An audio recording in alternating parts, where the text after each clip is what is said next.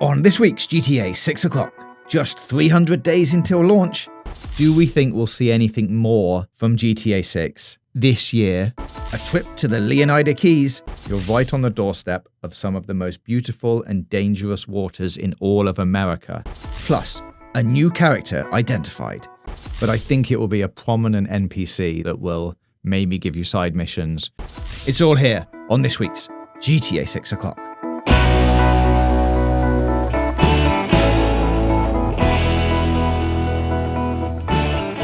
Hello and welcome to episode 84 of GTA 6 o'clock, your number one source for GTA 6 news, rumours and conversation. I am your host, James JJ Jarvis, and in a week where we've hit just 300 days until launch, we are here to bring you all of the latest GTA info. Of course, it is helpful to do that with someone rather than shouting into the void, so please welcome my co-host, Dan Dawkins. Hello, I am joining you to whisper into the void. Good. Well, let's pick up on that thing that I've just informed everybody about, although I'm sure everyone is marking their calendars every day. There are just 300 days to go until the expected launch of GTA 6, which brings us to a nice question that I'm sure everyone is asking, is do we think we'll see anything more from GTA 6 this year, assuming that they are sticking to the May 26th, 2026? And we're saying this calendar year ending December. Are we going to see anything more before Christmas, or are we going to have to wait until next year? I was thinking about this off air. My initial thought was, don't know. But history suggests there are grounds for optimism. If you rewind all the way back to the launch of GTA 5, and I can't believe I'm looking at marketing timelines again, back when we thought GTA 5 was going to launch in Q2 2013, which was between March and let's say end of May, early June, right? Whatever that Q2 period would be. Rockstar released in the November preceding that year, so November 14, 2012, was trailer 2 of GTA 5. And that was them releasing that ahead of what they thought was, I suppose, as early as March or as late as May, GTA 5's release. Now, we know now that GTA 6 is locked in for a May release, late May release, I guess. So I guess the question for us is, do we believe that they could follow that pattern? November is 6 months out. Again, they could leave it to December, but that feels, it's a weird period, December. I don't know. I feel like cautiously optimistic, maybe 6.5 out of 10 optimistic. We'll get something. Wow. And something, you're not going any more specific than something. I mean, I would go as far as say it's trailer 2, trailer 3. Yeah, we've had 2. Oh my God. Well, that ruins everything. We've had so much stuff come out that we've had 2 trailers already. We don't need another trailer 2. And do you really expect it to be a third trailer at that point? No, my own theory has been destroyed. You've lampooned it already. I forgot trailer 2 had even come out because I feel like we're trapped in this time vortex. I'm actually way less certain than I was. I don't know. I just feel like they need to do something this year because we've gone from like a buffet of content, a complete buffet of content, to nothing. And if it's this level of silence all the way to Christmas, it just feels too quiet to me. I don't know how you feel. They will just remain silent. Do I want to upset all of our listeners? Because, I don't think we're going to get anything. Definitely not going to get a trailer this year. I can't see it happening. What I think might happen as a repeat of the marketing timelines that you're talking about is I highly suspect we will get another Christmas present like the way we got Christmas Eve, I want to say, maybe Christmas Day screens for GTA as a happy holidays, here's some more screenshots just to tide you over for a few more weeks and months before you get the plethora of trailers that are probably going to come before release. So I would say very, very late this year as a Christmas present, we might get 6, 7, 8 more screenshots, which will then pave the way for a probably February marketing push, February, March, April into May, gives you your 4-month run up to release. You gotta fit some previews in there at some point, I guess, and then gear up even harder. But that's where I would be. I mean, were I to play the optimist, and I rarely do, I would say that after they announced the delay for GTA 5, which was in like January 2013, they had a few screenshots that came out in March, but then in the end of April the 30th, they released character trailers, the Michael Franklin Trevor trailers. That was, game came out in September, 9th month, April, 4.5 months. It's perfect for February. Yeah, that's what that is. Yeah, unfortunately, that's probably more January, February than it is December. But I live in hope of seeing a moving image of GTA 6 this side of a new wallpaper at Christmas, which makes me, it doesn't do much for me. I think the problem is they almost did too much in the official website reveal. Like previously they drip fed the website, and this one, it just feels like almost like they leaked their own website. Like there's 70 plus screens on there with the artwork. It's just so much. You just wonder whether they can, of course they can, right? But you just wonder whether they're going to keep drip feeding it. Yeah. Well, bad news for them, great news for us, which leads us nicely into what we're going to be talking about this week, which is some of those screenshots, specifically the Leonida Keys we're going to focus on this week, so we can jump into that. The description of this area on the website is a gateway to paradise. The dress code is casual, the bars are loaded. Life in this tropical archipelago isn't flashy, but it is easy. Get your buzz on and pull up a deck chair, but look out, you're right on the doorstep of some of the most beautiful and dangerous waters in all of America. You could read into this a couple of ways, like the dangerous waters in all of America. Obviously, there are sharks and those kind of hazards out there, but is it also dangerous, crime-ridden waters with people trafficking, whatever, in and out of the Florida Keys? Maybe. Maybe it is. Or yes. Or yes. Yeah. I think from what we've seen of like the drug running operations out of the Leonida Keys, we know we're going to be flying around this area probably, or something involved with drugs in this area, but we can expand on that. Well, let's have a look at the first screenshot that is on their website then. This is the plane flying over the Keys. The Florida Keys in real life, in case you were wondering, Dan, are known as a destination for fishing, boating, snorkeling, and scuba diving. The southernmost city in Key West is famous for Duval Street's many bars, Mallory Square's nightly sunset celebration, and the Ernest Hemingway home and museum. Oh. They have a distinctive plant and animal species, some found nowhere else in the United States, as the Keys define the northern extent of their ranges. They are occasionally threatened by tropical storms and hurricanes, leading to evacuations to the mainland. Now, there's quite a few things to look at there, but you could pull out some of those sentences there as gameplay moments, ? Do you think we're going to be seeing any of these type of things in the game? I can see quite easily you roaming around this area and seeing some of these nightly sunset celebrations taking place, and just a gathering of people having a great time as the sun goes down. And more specifically then, if the area is threatened by tropical storms and hurricanes, and we believe, I think, this area to be the starting location of the game, that feels most natural. It's where Jason starts in trailer 2. He's fixing up the house. It's all around this area. Is that a good way to push you to the mainland, do you think, if there's a tropical storm warning and everyone sort of has to evacuate and then you have to go to Vice City?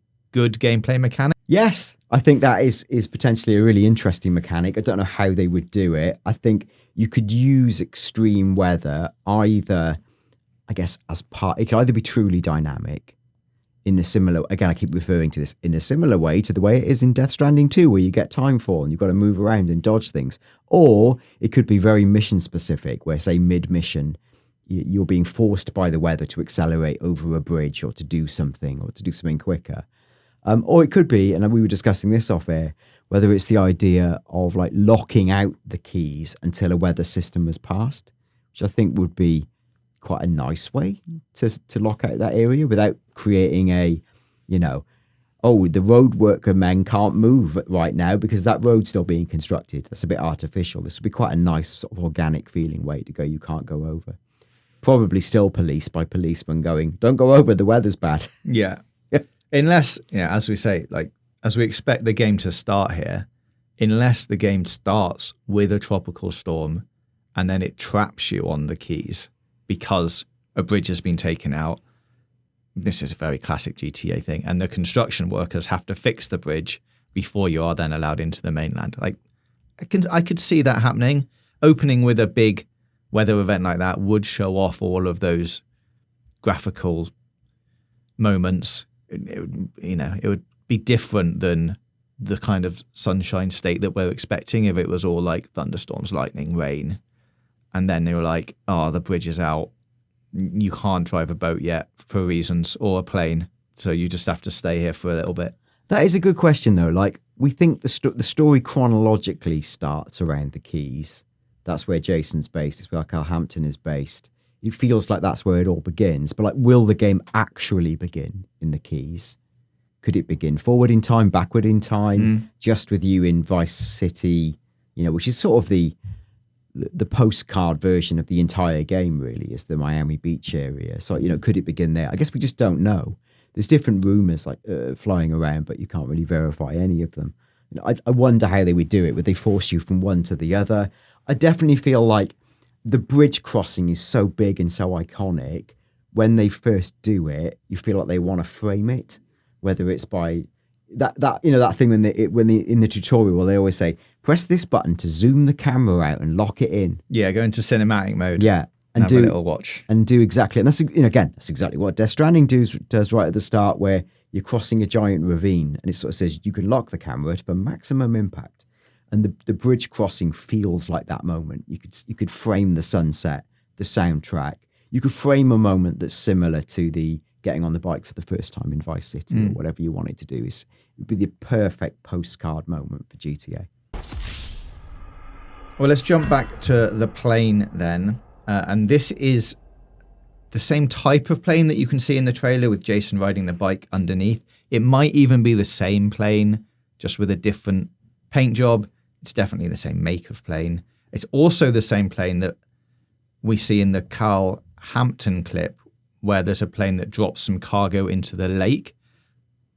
Not necessarily exactly the same plane again, but same type.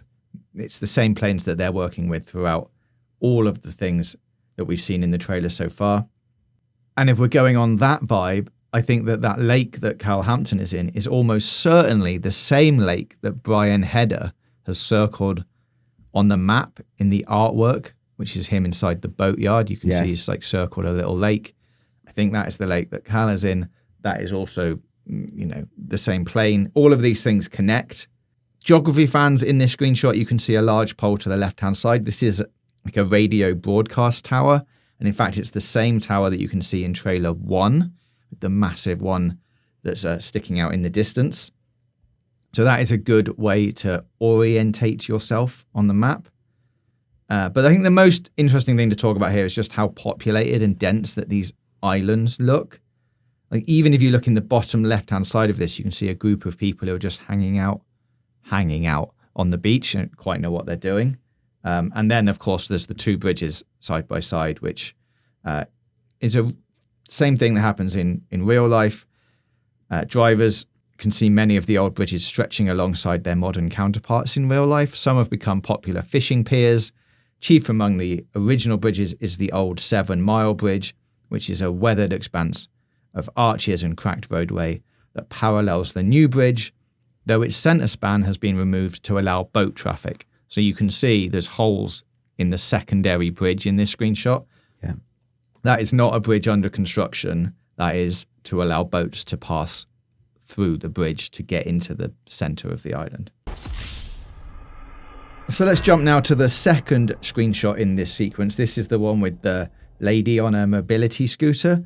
I think for me, this is one of my favorite screenshots from the whole bunch that came out when trailer 2 dropped and all of these screenshots came out. There is another iguana, or iguana. I'm going to say it for all of people who like to correct everything. Another iguana here. Now, this one is most likely a wild one. Now, I would like to bring this to your attention, Dan, because there's been some debate over this internally with me. In the background of this shot, there is a huge statue. Now, I think it's an iguana statue. Now, this doesn't exist in real life. Wow. It's possibly a parody of Betsy the lobster in Florida, which is a large Caribbean spinny lobster made out of fiberglass. It's anatomically correct and was completed in 1985 and is the second most photographed attraction in the Florida Keys after the southernmost Point Buoy. Now, some people are saying that this is a whale statue because of that sign that's in front of it that says Wonder Whale, which is, for the record, another great sign. And I am assuming a parody of Wonderwall, the Oasis song. And now it's the Wonder Whale. Great work. Yeah. But let's get back to the matter in hand. I think you can probably call this one way or the other, but I do think it's an iguana based on, if you look at the legs, I'm going to call them, it looks like it's got 2 legs, and the tiny iguana in front of it is almost mirroring the pose that the big fiberglass one is doing, where his legs are like bent and he's got a back leg. Like, I don't know how many appendages whales have, but that looks like too many for me. I have changed my mind mid inspection. Where were you first of all? Well, I was initially with you. No. I was pro iguana because of partly what you said. It feels quite deliberate that they've positioned the actual iguana in the foreground with the iguana inverted commas in the background. But then I look at it close up and think, look, do you know what I mean? This is insanity. I feel a bit like there's sort of like an eye on the side where I'd expect a whale to be. The eye on an iguana is actually quite high up. Yes, I agree. And here it could just be a pattern, right? But it just looks be like a the pattern. eye is on the far left in the same way it would be with a whale. The mouth formation looks more like a whale. Yes, it is in front of a sign that says Wonder Whale, which may or may not be related. But the thing that does throw me off as well is that second leg or whatever it is, the thing at the bottom right of the screen. It looks like a second leg or a second fin. The iguana's back leg, yeah. Yeah, which were you to believe it's an iguana, you would say is the second back leg. But the eye placement leads me to say, and just the way the mouth curves, this is a whale. It's a whale. Wow, this is going to be a whole new... Which side of the fence are you on here? Are you on the whale side of the fence or the iguana side? I'm team iguana on this one, right. But I'm team whale. Happy to be proved wrong. If you want to put fuel in your car to visit the giant iguana, you're team JJ. If you would rather drive uninhibited by the need to fill your vehicle and visit the whale, team DD. Well, let's have a little look at that Wonder Whale sign. For me, it's also, I think, feels like it could be pointing to the right as the way that we look at it. And that shop in the background there is actually the Wonder Whale shop. And it has a sign outside the front that says 50% off. And look at all of those trinkets you can collect from outside that shop. That is a lot of, I guess, regular sort of things that you'd expect to find in a souvenir style shop. It's a lot of probably quite poorly made pink flamingos, a lot of beach paraphernalia and all of that kind of stuff. But is that just a clever name for a shop? Is it more related to the big statue out the front?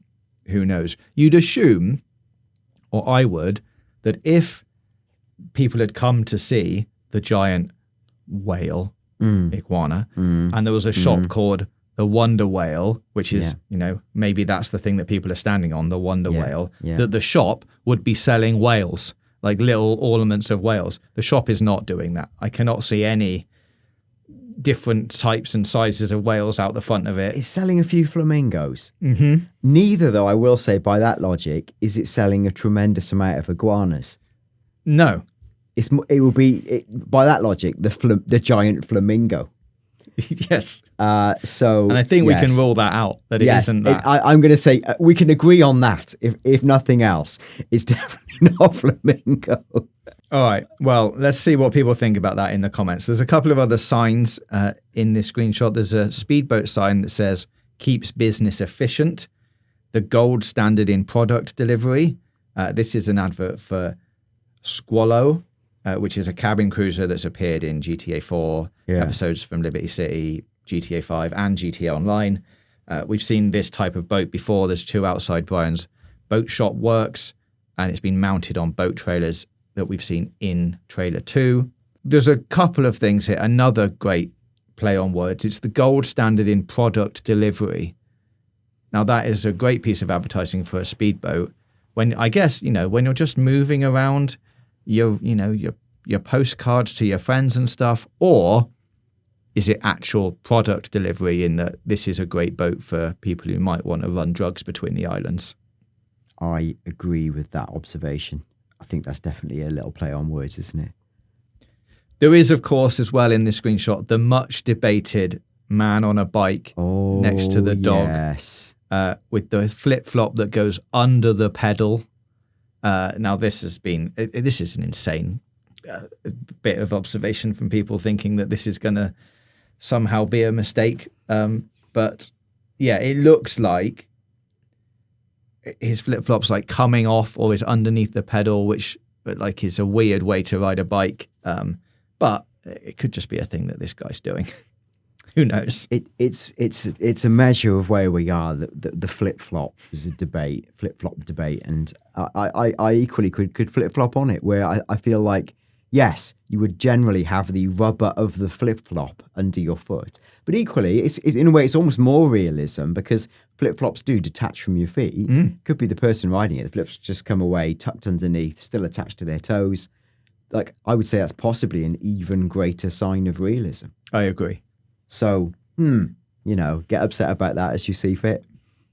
And there is one more brand in this screenshot for Marbles, which is a new brand for GTA. It looks to be a fast food burger restaurant. It's selling burgers. The lady in the mobility scooter has, I'm assuming that's a milkshake in her front basket with a bag full of, I'm going to guess, burger and fries. It's one of those kind of brands, but a new one. So exciting. There is something that I wanted to talk about on the side of the grey bus, but I don't know what that says. It's like I'm assuming it says the great or the grand something. Yeah, it's the it looks like I'm going to say the edge of an A, which would lead me to the grand tour.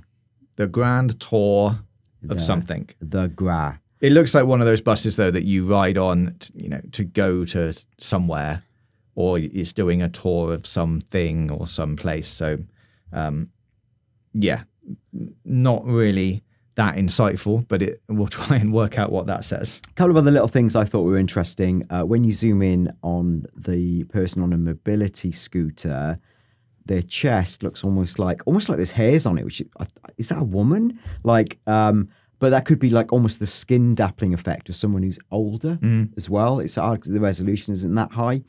There's a number of people.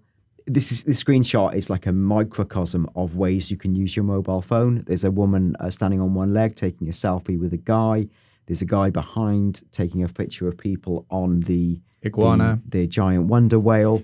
So, there's a lot of things at play there. Also, you said there's a dog next to the flip-flop person. What dog would that be that looks like that? A fluffy dog. A fluffy dog with really thin legs that looks like a cat. Or that's not a cat. It's not a cat. It's too big. It's too big for a cat. It's a giant cat pretending to be a dog. You're right. It has to be a dog, right? Because it's too big for a cat. Yeah, and it's got a tail like a dog. It's a cat. What cat-like dog could that be? Well, I don't know without seeing its face, it's quite hard to identify what kind of dog breed Please set that us might straight be. in the comments. This screenshot is an absolute minefield of discussion. Yes. Also, I love details like the pavements are cracked. You can see vegetation growing out of the cracks of the pavement. The way the puddles are half dry. There's so much here that I do wonder, will this actually be echoed in the final design? Because it's so rich with detail. We'll wait and see. But it's an insane level of detail. All right, next up, we have this shot outside of the Rusty Anchor. Now, this is the bar, I think, that we see Jason and Lucia in the trailer. I've gone out on a limb and said I think this might be owned by Brian Heder. That is based on not a lot of things other than I feel like he's the kind of person who's got fingers in many pies, and owning a bar where people can go and hang out and talk to him. He can meet clients there. Feels like a sensible thing. We've also seen Cal Hampton and Jason playing pool in this bar, which actually means that this place is bigger than I thought it was. There's quite a lot of different rooms going on in this place. And that man who appears on the logo just next to the sign that says the Rusty Anchor is in a lot of pictures on the walls of the bar. Now, this could just be branding and a good piece of, artwork, but it's weird that he is in quite a lot of actual pictures that are hung up inside the bar, and he's also the face of the bar. The text underneath the sign says, "Sink your troubles at the Rusty Anchor." There's a thing above the door that says, "Come aboard," so it's all very boat themed.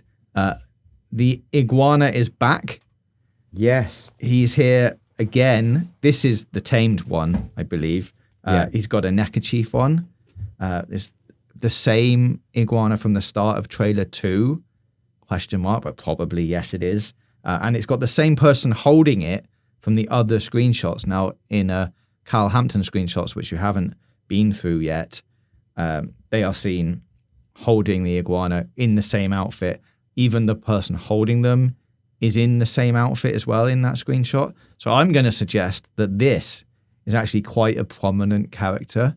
Maybe not one that's, going to join your gang, but I think it will be a prominent NPC that you can talk to on multiple occasions that will maybe give you side missions or tips or little insights to what's going on in the story. But it feels like they have appeared in too many screenshots, and they're holding an iguana.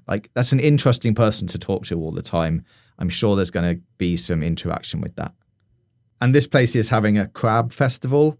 Fresh food, music, and special drinks menu at the Rusty Anchor.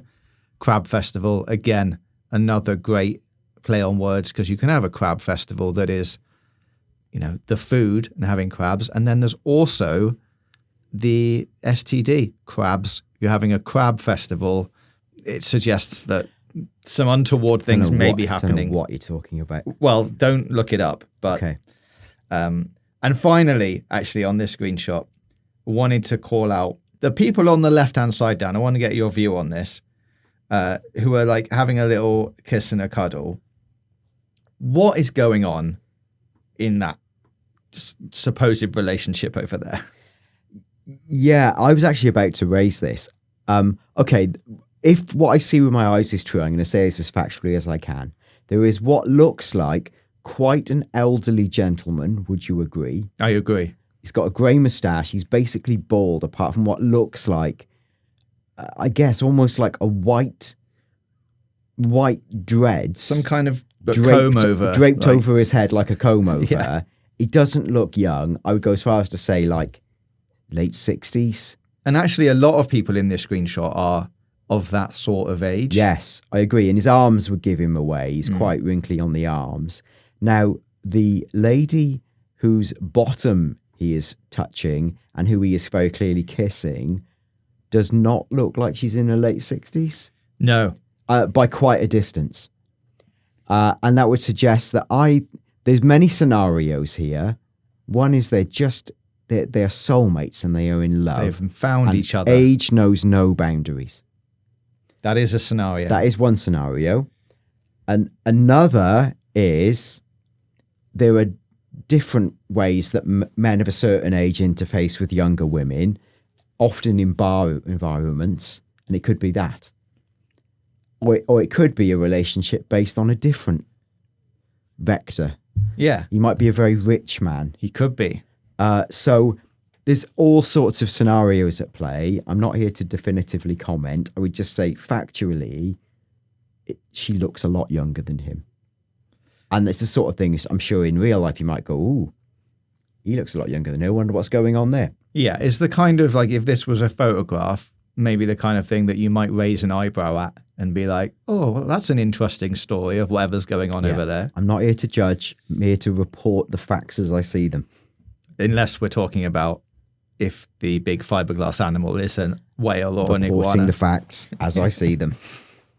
More controversial than even the couple who are mismatched in years is the gentleman in a red vest in the background whose arms are projected forward and he's craning his head to the side as if checking if anyone is looking at him.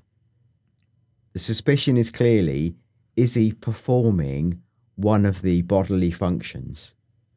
He's relieving himself public. in the bushes, clearly. Yes, in a number one capacity. Yes. So, it does look like that, right? Like he's having a little relief moment. And is that a thing you'll be able to do again? Again, I'm going to say it again. You can literally do this in Death Stranding. You can stop and have a little relief moment. Whether it's something you can actively do or it's just a little background incidental, I don't know. But it's quite a fun little detail. It sort of harks back to the whole description on the website of this place. Like, you know, the dress code is casual, the bars are loaded. It isn't flashy, but it's easy. You can like sort of, you know, do what you want. It's very, very chilled and laid back. Have a drink. If you want, go and have a wee in a bush. That's fine. No one's going to question it. It feels like it's that kind of atmosphere that you're getting down here, especially at the Rusty Anchor. Yeah, it looks like, truthfully, you're right. A lot of older people getting absolutely wasted. Maybe living out their golden retirement in every sense. All right, the next screenshot we're going to look at is this underwater one where you can see some scuba diving going on. There's turtles, there's eels, there's fish. It's another really visually stunning screenshot, but we've covered scuba diving quite a lot in a lot of the previous episodes. There is some real life facts I can give you. The Florida Keys National Marine Sanctuary offers a range of habitats and a home to more than 6,000 different animals. How many of those animals are going to make it into GTA 6?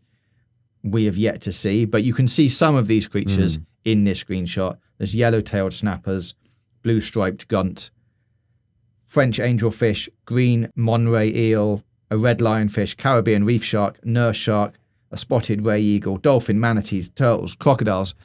Loads of creatures. I'm sure most of those that I've just mentioned will make it into the game. Maybe some of the more obscure ones won't, but as you can see in this screenshot, there is a plentiful amount of fish in the sea to go and have a look at. Yeah, I don't have an awful lot to add apart from, like, were I to name more fish, which doesn't feel very edifying. I've tried zooming in at extreme levels to the diver to look at to see if you can identify who they are. It's not really clear to me that that's anyone we know. So I won't speculate any further. But yeah, please feel free to do the same if you think strongly that is somebody. And the final screenshot then is this one with all of the boats in it. It's also, I am saying, the same location that we can see in trailer 2 with Jason and Lucia on the jet ski. And potentially the same location that we've seen in the social media clip with the older guy on the front of the boat doing a dance. It all feels like it's from the same area. And the most noticeable thing here is this screenshot is very, very busy. There is a lot going on here. There's loads of different types of boats.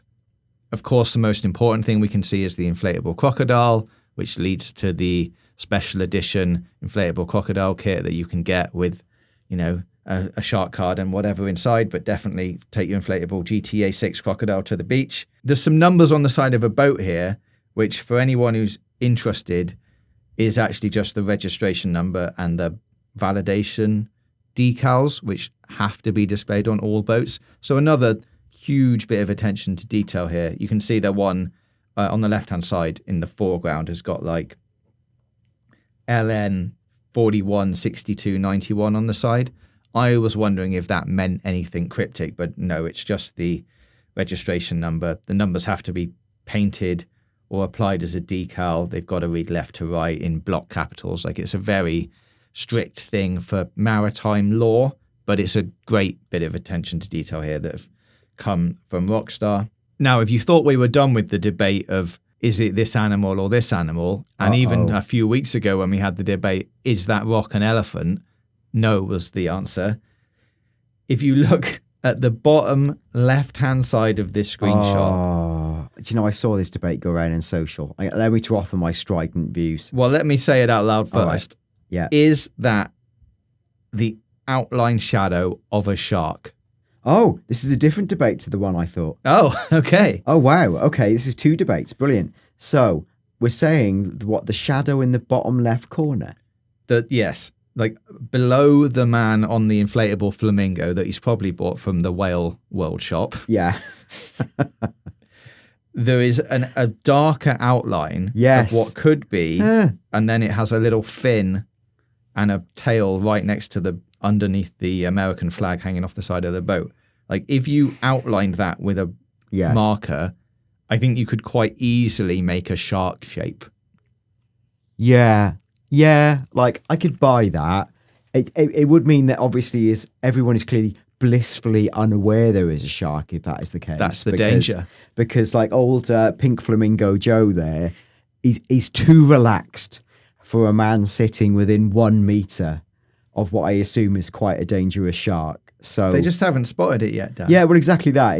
It could just be that. It goes back to the quote, you know, you're in some of the most beautiful and dangerous waters in all of America. Yeah, and like from what I know of sitting on Pink Flamingo inflatables near a shark, that is high danger. So, do you think it's a shark? I was like thinking, I mean, I don't know if you obviously haven't seen this debate, but you were talking about something else. I think it could be a shark. And the reason for that is I can't see any other thing that is going to cause that shadow in the water that is in this screenshot. Like, you can see the shadow of the flamingo that guy's in. You can see a bit of the boat, but this is like darker. And I don't know what else would be casting that shadow in that kind of arrangement other than maybe an animal underneath the water. I'm actually I'm sort of with you. I feel like that's like, again, 6 out of 10 shark. Oof. That's a bit cowardly. It's a bit harsh, I think. It's cowardly, but like, I would say 6 out of 10 shark. Now, the thing that got me a bit boiled up was I saw one of the many, I mean, look, as are we, one of the many self-styled GTA social media sleuths was putting this I saw a big thread around it on X, around someone going, look, it's Jason on the flamingo. What? Proof. And I was like, what? Like, what? Like, sure, it's a man. I'm not having this. No, but the tattoos do not line up. And then the content creator's reaction to that was, yeah, you can change your tattoos. You know? Oh, yeah, sure. Like, change your tattoos, your hair, your entire... You know, look, there's an outside world that it's Jason, but like, is it? No. This isn't a screenshot that's showing you the main characters. This is a screenshot showing you like the life of the Leonida Keys and what kind of stuff is going on. Like, it's not a character focused shot. I just found that was stretching credibility. I would rather discuss whether it's a stone or an elephant than such a detail. Like, I would prefer if people discuss the fact that there's many piss Vasa cans on one of the boats, one of whom seems to be crunched, which is a nice detail. Like, it's just a nice, cool detail and a bit more real, I think, than whether or not that's Jason. But yeah, not much else to say about this other than like the incredible depth of detail, volume of characters, party on the keys. Like, yeah, exciting. Like, if this was a screenshot that, from a different angle you could take in the game while you were playing it, that's an incredible screenshot. There's so much going on here that if they even get close to having this kind of stuff going on in the game, it's going to be, you're never going to get anything done. It's going to be standing there watching people. So just the one last thing I was going to pick up on this screenshot, and this is very, very hard to stand up. We've just been trying to do this off air. If you go to the far right of the screenshot, above the giant inflatable, there's 3 ladies on the back of a boat who could, and I say this very loosely, could be the same 3 ladies we keep seeing everywhere. Everywhere being they were in trailer 1. Yeah. And we think in trailer 2. In trailer 2. And there's probably 3 or 4 instances of them all being together. There's them walking down the beach. There's them on the street. And there's them on a sort of street corner hanging out with people in trailer 2. So it's like 3 different, and they're clearly the same people. They seem to like come as a trio. So they're always together. Now, it may be no more coincidence than there's another 3 people standing together who look vaguely like them. The thing that's really hard to discern is there's one of the ladies who's super recognizable, but if she is in this screenshot, she's basically available at a resolution where it could either be her, or you could equally convince me it was Venom from Spider-Man, such is the level of clarity in the screenshot. So I don't say that with great conviction. If we're able to show all sort of 3 screens on the screen next to the zoom in, make up your own mind. I'm a little bit, I'm probably talking myself out of it as we speak. Well, let's have a quick look then at the postcard, which sums up the Leonida Keys. There's not really much to add here because we've covered everything, except that this shot we can see here is from much further down the Keys, we think. One interesting thing that I don't know has been talked about before is this postcard, and actually all the postcards, actually moves on the website. If you scroll up and down, some of the features on here move, which suggests that it's an in-game screenshot. However, not everything that should move moves. So like in this one, for example, the plane sort of moves, its propeller goes around and it moves into the shot, but none of the boats or the jet skis or the cars move at all. So it suggests then that this is a superimposed bit of animation that they've put on top of it to make it feel alive, but it's not actually an in-game screenshot, which is disappointing. The blue plane that we see here is the one that is in the boatyard that's being loaded at night in Brian Hedder's boatyard. And there's one other thing that I picked up on here. There is a billboard here that you can see in sort of the middle of the strip, which looks like it's got a big green S on it, which is very reminiscent of the big green S from the movie Shrek. But I've got nothing more to add on that other than it looks like the big green S from Shrek. The plane you describe is interesting because like it could be that the plane has been added like an interactive detail on top. I also wonder whether, let's say the plane was flying really quite fast relative to the boats and everything, could it just be that in a few pixel range you can only perceive the movement of the plane, if you see what I mean? So like it is a real moving, a snapshot of a real moving image. It's just that at that level of zooming in, it only looks like one thing is moving. Or it could be, as you said, it could be that they've just put that in to make the image more dynamic. I don't know, but I could make the argument for it being an extremely fast-moving plane versus slow-moving boats. Yes, but then I'd say you'd at least see some of the cars moving, like a little bit. Yeah. Can you? No, it's not very convincing, is it? And like equally, maybe the ocean twinkling or something. So maybe not. All right, well, that about wraps up our trip to the Leonida Keys this week. Obviously, lots to debate there. Iguana versus whale. Is it a shark? Do those 3 women look like 3 other women? Is it all a coincidence? So lots to discuss. Let us know in the comments which side of the fence you are falling on if you're watching on YouTube. If you've managed to get through this episode on Spotify or Apple Podcasts, well done. I hope you also had another screen and were clicking along with the screenshots. Otherwise, a lot of that might not have made a lot of sense. But if you have anything you want to talk about, you can get in touch with us on Twitter at GTAVOclock or send us an email, gtavio'clock@gmail.com. And for anyone who is going out and about and can't take this podcast with them, all of this will be summarized in the GTA 6 o'clock newsletter. Yeah, all this will be summarised and more in the weekly GTA 6 o'clock newsletter. Head to gamesradar.com/newsletter and select the GTA 6 newsletter. A word of apology for those who have signed up. It's due to go out every Thursday at 6 p.m. BST. It's gone out on Friday, 6 p.m. BST, for lots and lots of reasons for the last couple of weeks. I would also thank everyone who's voted in the poll last week. That's a new addition to the newsletter. I threatened to reveal the results in this week's newsletter. There's a glitch in the software, so it instantly reveals the results. So that might not be quite the cliffhanger I was hoping for. I will pick that up with the tech people behind the scenes. Are you able to let us know the results? Well, so there was a poll basically saying, what platform do you intend to play GTA 6 on? We gave the choice of PS5, PS5 Pro, Xbox Series X, and Xbox Series S. I think if you were a guessing person, you might guess the result. PS5. Correct. I voted in the poll, though, and I voted PS5 Pro. Well, and actually, the results were more pro than you might think. So I think it was like up, as I last time I checked it, around about 20% of people saying they would play on Pro. So I would say that like GTA 6 o'clock newsletter readers over-index for PS5 Pro ownership, because I don't think the actual adoption numbers will end up being that high. But yeah, I think it shows that the people who are, sufficiently into GTA to play it are considering Pro as a purchase. Great stuff. Well, yes, sign up for the newsletter. Let us know your comments. Get in touch on Twitter and email, and we'll be back next week for another episode of GTA 6 o'clock.